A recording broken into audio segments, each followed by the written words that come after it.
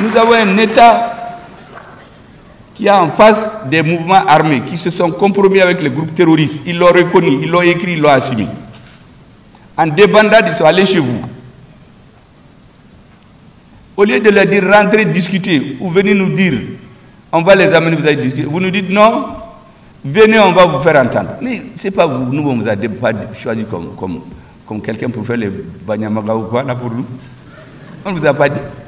C'est tous les problèmes. Parce que c'est important que les Maliens comprennent. Il ne faut pas qu'on déforme nos déclarations. Je vous les explique. Nous avons dit que si un Malien veut négocier, Assimi Goïta dit viens à Kidal, il vient à Gao, Tombouctou, Taoudé. Il n'est plus question de faire un accord entre des Maliens à l'extérieur. C'est terminé. Tout notre problème, c'est ça. Parce qu'on pense que nous sommes un État vassal. Nous ne serons plus un État vassal de quelqu'un.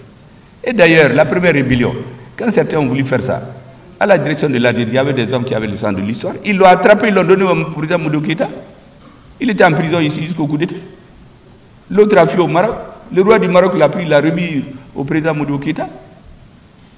Mais pourquoi aujourd'hui vous voulez que ce soit un État qui se déplace pour aller voir un terroriste qui a du sang sur les mains, qui est poursuivi par la justice malienne?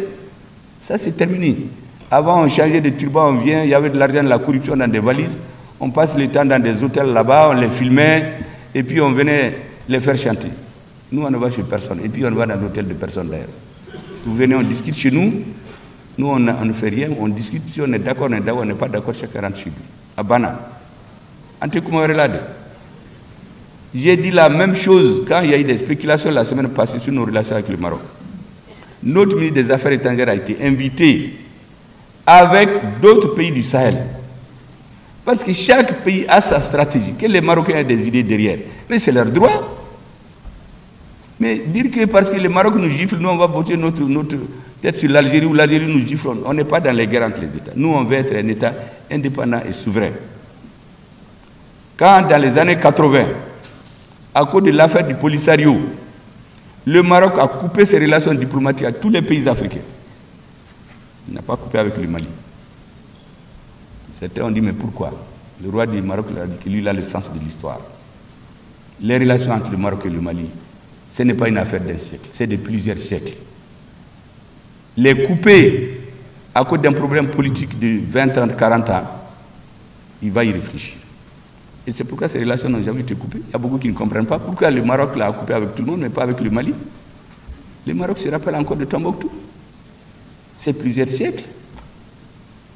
Donc il ne faut pas qu'on croie que notre pays n'a pas le sang de l'histoire. C'est des dirigeants qui sont là, ils sont dans les avions, on les reçoit, on les caresse dans le sang du poil. Lorsque certains ont voulu nous vassaliser ici, que sur recommandation du président de la transition, avec la confiance des Maliens, nous avons dit à ceux qui veulent nous trahir. Parce que laisser en plein vol, là, ça c'est la façon diplomatique. Quand j'ai dit à mon conseiller d'écrire, il dit, mais cette phrase-là, ça veut dire quoi, monsieur le ministre? J'ai dit, mais quand vous êtes dans un avion, là, on vient, on ouvre une fenêtre, on vous dit de sortir. C'est quoi? Il dit, mais vous m'avez trahi. J'ai dit, mais c'est tout. C'est ce qu'on nous a fait. On était ensemble dans un avion.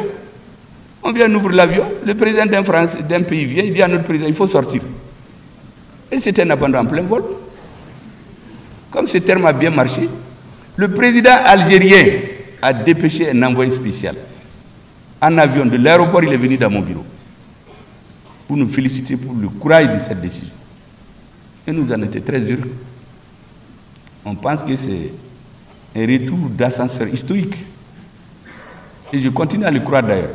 Parce que l'effet de paille entre les politiques, là, souvent ça passe, vous ne vous rendez même pas compte. Vous voyez la fumée, après un moment, il n'y a rien. Moi, je suis convaincu qu'avec l'Algérie, ça ira. Qu'est-ce qu'on s'était dit en quittant? De mon bureau, il devait aller chez le président et prendre l'avion et retourner le même soir en Algérie. Voici la phrase célèbre avec laquelle on a terminé. L'Afrique, c'est le berceau de l'humanité. L'homme est né ici.